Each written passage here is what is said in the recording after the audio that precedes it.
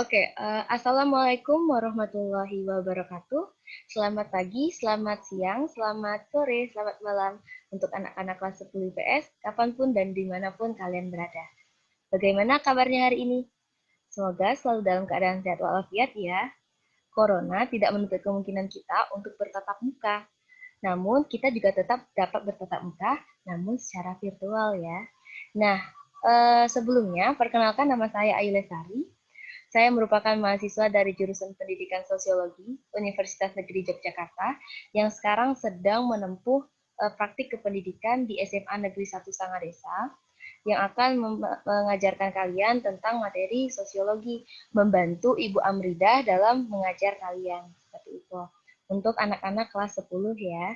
Nah, jadi semoga kalian berkenan untuk menerima saya, membantu Ibu Amrida. Kalian boleh panggil saya Ibu Ayu, bisa juga panggil Miss Ayu, senyaman dan sebisa kalian saja.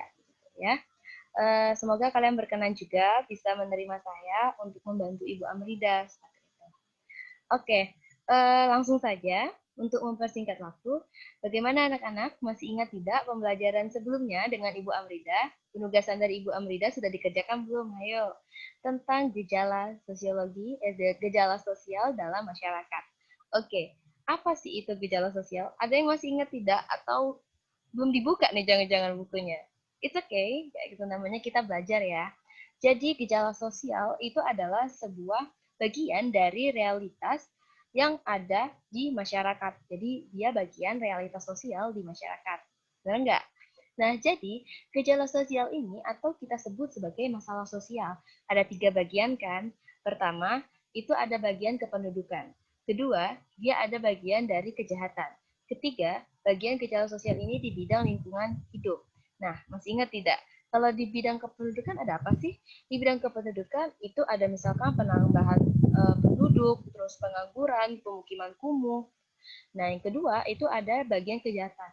Kejahatan ini ada misalkan kejahatan tanpa korban, kejahatan terorganisir, kejahatan terorganisir transnasional, ada juga kejahatan kera putih. Nah, kalau misalkan lingkungan hidup apa? Nah, kalau lingkungan hidup ini misalkan ada misalkan di bidang udara, di bidang air, di bidang tanah, yang ini merupakan sebuah gejala sosial yang ada di masyarakat seperti itu. Lantas, pembelajaran kita hari ini apa sih? Nah, kita akan mempelajari tentang fungsi sosiologi dalam gejala sosial. Nah, ternyata gejala sosial ini ada fungsi sosiologinya loh. Kita mempelajari sosiologi ini ada fungsi dari untuk mengkaji gejala-gejala sosial yang tadi Ibu bahas tentang permasalahan-permasalahan tadi, seperti itu ya. Nah, tujuan dari kita mempelajari pembelajaran hari ini adalah kita akan tahu bahwa sosiologi ini memiliki fungsi, bahwa gejala sosial ini perlu loh kita kaji dengan ilmu-ilmu sosiologi. Bahwa ilmu sosiologi itu ilmu yang penting, meski banyak kita remehkan, tapi sosiologi ini ilmu yang sangat penting untuk kita pelajari. Langsung saja kita masuk ke materi hari ini ya. Pertama, manfaat kajian sosiologi. Kita akan membahas dulu. Sebelum kita ke fungsi sosiologi, kita akan membahas dulu manfaat sosiologi itu apa sih? Gitu. Pertama, sosiologi ini memberikan pengetahuan tentang pola-pola interaksi sosial masyarakat. Nah, jelas sosiologi ini dari pengertiannya saja kita akan mempelajari tentang hubungan di dalam masyarakat. Nah, dengan kita mempelajari hubungan di masyarakat, kita tuh akan tahu nih gimana sih pola-pola interaksi masyarakat. Misalkan ada masyarakat di kelompok A itu interaksinya adalah dia lewat HP, jadi dia berkomunikasinya secara virtual. Ada juga di pola yang lingkungan yang satunya orang-orangnya itu berkomunikasi, berinteraksi dengan cara setiap hari Jumat, misalkan ibu-ibu pengajian kayak gitu. Ini adalah pola-pola di dalam masyarakat. Kita akan tahu dengan kita mempelajari sosiologi seperti itu. Yang kedua, ini akan membantu mengendalikan setiap tindakan dan perilaku individu dalam kehidupan masyarakat. Jadi, ketika kita sudah tahu nih ya, pola-pola bagaimana masyarakat ini berinteraksi, kita itu akan lebih berhati-hati. Jadi, kita akan mengendalikan, oh, misalkan sama kelompok ini, kita harus menahan intonasi suara kita. Karena apa? Karena di sini orang-orangnya banyak baperan, banyak mudah tersinggung, seperti itu ya. Nah, jadi dengan sosiologi, dengan belajar sosiologi, kita akan tahu nih bahwa kita harus berhati-hati di lingkungan seperti ini, apa yang harus kita lakukan, di lingkungan seperti ini apa yang harus kita lakukan, seperti itu. Yang ketiga, mengkaji status dan peran individu sebagai masyarakat serta pemahaman terhadap masyarakat dan budaya lain. Nah, sama seperti ini. Ibu contohkan seperti ini. Ibu Amrida misalkan. Ibu Amrida ini adalah guru sosiologi kalian. Status Ibu Amrida adalah sebagai guru. Peran Ibu Amrida adalah mendidik kalian, mengajarkan kalian, terus itu Ibu Amrida juga berhak menasehati kalian. Itu adalah peran guru, peran Ibu Amrida seperti itu. Contoh lagi, kalian itu sebagai siswa SMA Negeri 1 Sangadesa. Nah, status kalian adalah siswa. Peran kalian apa? Peran kalian adalah belajar, menghargai guru kalian, mendengarkan guru kalian, mengambil sisi positif, membuang sisi negatif dari apa yang kalian lihat. Itu adalah peran kalian sebagai siswa. Di masyarakat, misalkan di dalam keluarga, peran kalian misalkan, peran kalian sebagai anaknya, status kalian adalah sebagai anak. Peran kalian apa? Peran kalian adalah membantu orang tua, terus itu kalian menjadi anak yang baik, terus itu belajar, misalkan itu adalah peran kalian seperti itu. Lanjut, yang keempat, pemahaman terhadap nilai, norma, tradisi, keyakinan sehingga mencegah konflik masyarakat. Nah, nilai, norma, tradisi ini merupakan elemen dalam masyarakat, teman-teman ya, anak-anak ya. Jadi kita nggak bisa nih ngelepasin sosiologi dari nilai-nilai itu. Jadi, kenapa kalau kalian belajar sosiologi ini, kalian itu diharapkan dapat menjaga atau lebih menghargai kondisi di sekitar kalian. Kalian tuh akan lebih dihargai sama masyarakat. Kenapa? Kalian itu tahu, kan itu paham. Misalkan nilai di masyarakat ini, anak perempuan tidak boleh pulang malam-malam, misalkan. Nah, kalian tahu nih, nilai di masyarakat itu tidak baik, kayak gitu lah. Masyarakat akan menganggap bahwa kalian itu sangat buruk ketika kalian pulang malam. Nah, dengan seperti itu kan kalian juga akan paham ya. Kalian akan lebih berhati-hati. Kalian akan menghargai orang lain yang di sekitar kalian, kayak gitu loh. Nah, dengan cara itu, inilah fungsi sosiologi. Kita akan tahu bagaimana kita harus bersikap sebagai bagian dari masyarakat, seperti itu. Yang terakhir adalah membentuk individu yang tanggap, kritis, dan rasional. Dari awal tadi, kita berpikir terus, teman-teman. Anak-anaknya, kita berpikir dari awal sampai akhir, kita berpikir. Kita berpikir harus gimana kalau ketemu sama orang ini, kalau ketemu sama guru, apa yang harus kita lakukan, kalau ketemu sama orang tua, apa yang harus kita lakukan, kalau ketemu sama teman, gimana sikap kita akan berbeda kah atau disamakah, kayak gitu kan. Nah, inilah fungsi dari sosiologi, kayak gitu loh. Jadi sosiologi itu membentuk kita menjadi orang yang tanggap. Kita tuh akan lebih cekatan, kayak gitu loh. Kita akan lebih jadi orang yang rasional. Orang-orang yang menganggap bahwa sesuatu hal itu kayaknya nggak mungkin deh. Tapi kita menganggap itu sebuah sesuatu yang mungkin, kayak gitu loh. Nah, kritis kita juga akan bilang bahwa kita dari tadi mikir loh. Orang yang sering mikir itu, orang-orang yang akan menjadi orang yang kritis. Kita tuh akan lebih kayak nggak menerima langsung tuang kayak itu. Tapi kita lebih memikirkan banyak aspek. Nggak cuma satu aspek diri kita sendiri. Jadi kita menjadi orang yang tidak egois seperti itu ya. Nah, ini menurut dari tokoh Basro di bukunya Basrowi tahun 2008. Yang selanjutnya, bidang kajian khusus sosiologi. Jadi ternyata nih, sosiologi itu nggak cuma sosiologi satu aja. Nanti kalau kalian lebih mendalami sosiologi, sosiologi itu punya banyak cabang-cabangnya. Nah, indah nggak kalau kalian belajar sosiologi? Tertarik nggak sih kalian belajar sosiologi? Ini, sosiologi itu ada salah satunya ya. Ini ada 6 bagian bidang dari sosiologi. Dan kalau kalian masih mau tahu lebih banyak lagi, kalian bisa lihat di buku paket sosiologi kalian yang sudah Ibu Aprida perintahkan kalian untuk meminjam di perpustakaan sekolah ya. Bahwa itu banyak sekali kajian-kajian dari sosiologi.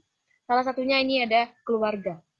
Kita akan mempelajari sosiologi keluarga, kita akan mempelajari sosiologi agama, ekonomi, gender, hukum, industri, perdesaan, perkotaan, dan lain hal sebagainya. Buat apa sih kita harus belajar itu?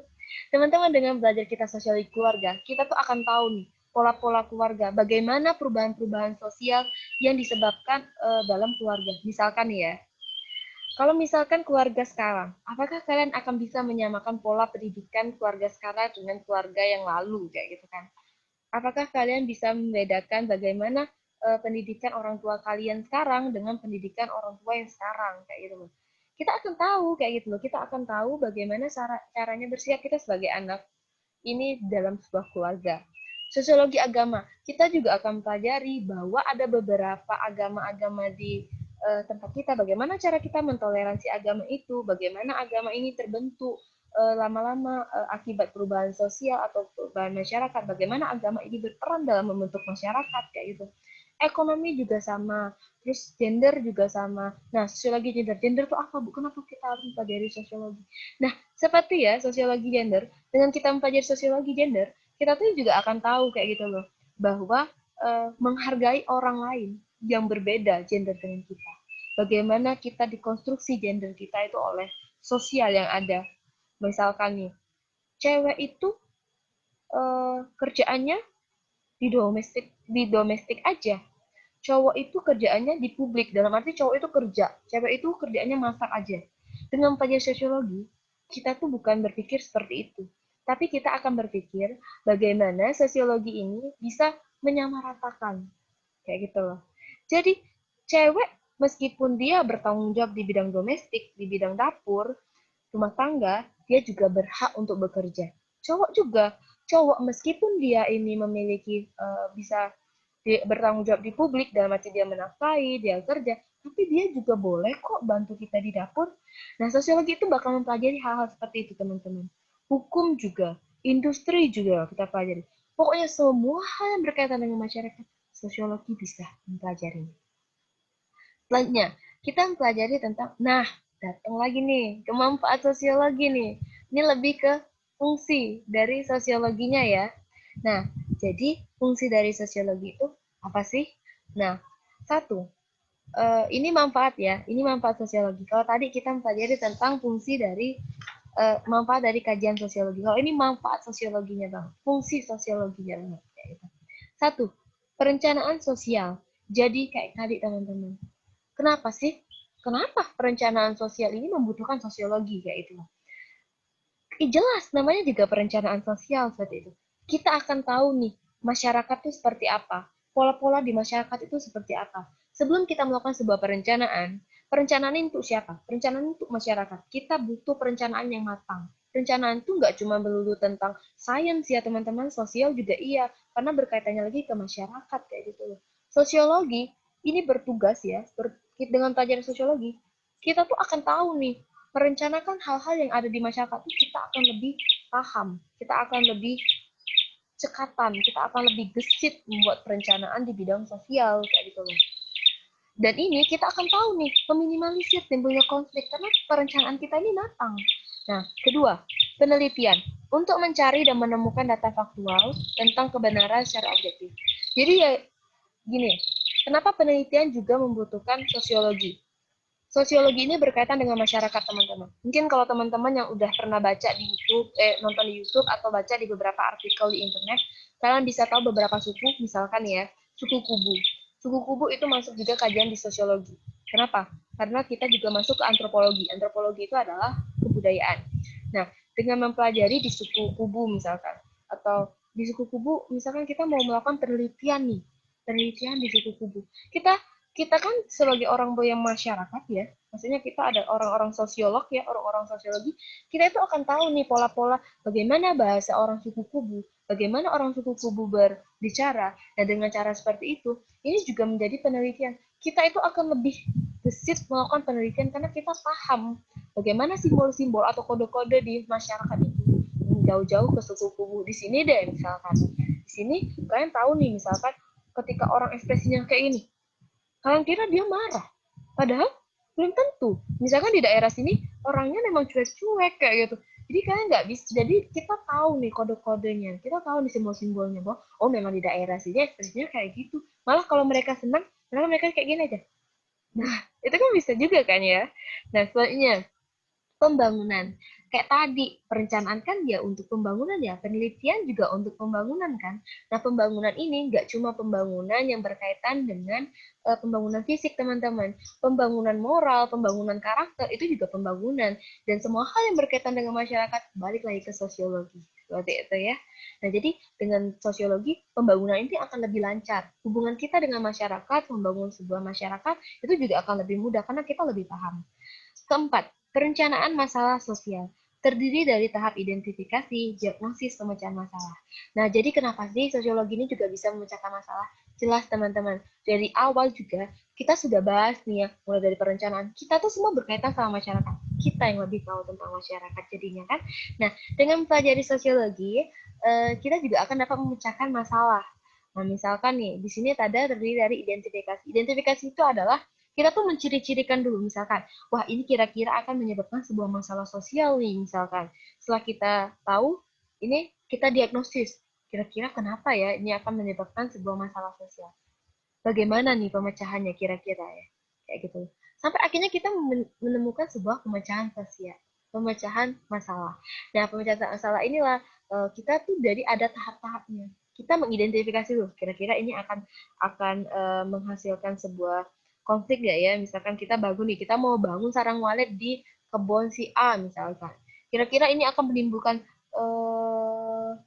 apa namanya itu masalah nggak ya kayak gitu. Terus kita mendiagnosis nih, kira-kira kenapa nih orang ini akan marah? Apakah misalkan dengan membangun walet jadi berisik, orang nggak bisa tidur dan lain hal sebagainya misalkan. Lantas kita buat pemecahan masalah. Aduh gimana ya kita membuat pemecahan masalah? Misalkan akhirnya timbullah sebuah solusi yaitu kita membangun sarang walet kedap suara. Nah, kan itu kan adalah bagian-bagian dari sosiologi karena kita akan tahu nih masyarakat itu bagaimana masyarakat itu akan bersikap. Baiklah teman-teman, mungkin itu dia materi kita hari ini. Apabila ada yang ingin ditanyakan, anak-anak bisa tanyakan personal chat kepada Ibu Amrida, juga boleh ke Ibu Ayu, terus kalian juga boleh tinggalkan komentar kalian di @modo, atau kalian boleh juga cari-cari di internet, mengeksplor ya anak-anak ya, mengeksplor diri kalian bahwa kalian tuh bisa kayak gitu. Intinya adalah kesimpulan hari ini bahwa kita tahu bahwa sosiologi itu memiliki manfaat. Kalian tuh nggak akan percuma mempelajari sosiologi. Kalian tuh harus menyenangi sosiologi teman-teman. Jangan anggap beban.